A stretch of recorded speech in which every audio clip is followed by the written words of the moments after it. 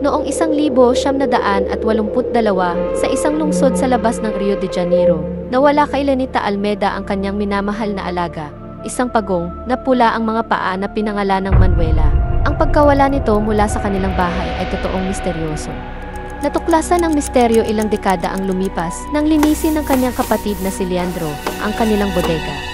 Habang ginagawa ito, inilagay niya ang isang lumang kahon na may record player sa daan upang kunin ng mga taga-kolekta ng basura.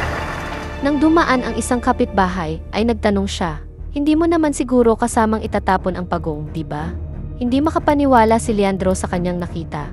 Sa kahon na may lumang record player, nakita ang kanilang matagal nang nawawalang pagong, buhay pa pagkatapos ng mahigit 30 taon. Sinabi ni Lenita sa lokal na balita, "Lahat kami ay natutuwa na nabalik sa amin si Manuela. Pero wala ni isa sa amin ang makapaniwala kung paano siya nakaligtas ng 30 taon sa loob ng isang kahon." Talagang hindi ito kapanipaniwala. Pati mga eksperto ay naguguluhan.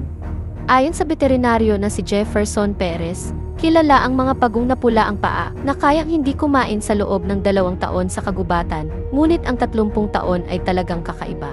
Pinaniniwalaan niyang nakaligtas si Manuela sa pamamagitan ng pagdila sa mga hamog at pagkain ng maliliit na insekto na pumasok sa kahon. Ang pagkakulong sa isang kahon sa loob ng dekada ay mas masahol pa kaysa sa pagkakulong sa loob ng isang balyena ng 3 araw.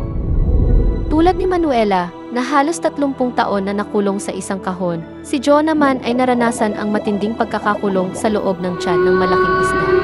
Ayon sa Jonah Kapitulo 1, versikulo 13, at si Jonas ay nasa tiyan ng isda ng 3 araw at 3 gabi.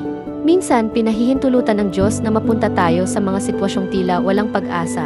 Maaaring ito'y upang turuan tayo ng pagtitiwala, pagtitiis, at pagpapakumbaba. Gaya ni Jonah na tumawag sa Diyos mula sa kailaliman at gaya ni Manuela na himala na nabuhay, may kapangyarihan ang Diyos na magligtas at magpanumbalik sa atin sa tamang panahon. Walang sitwasyong masyadong mahaba o masyadong mahirap para sa Kanya.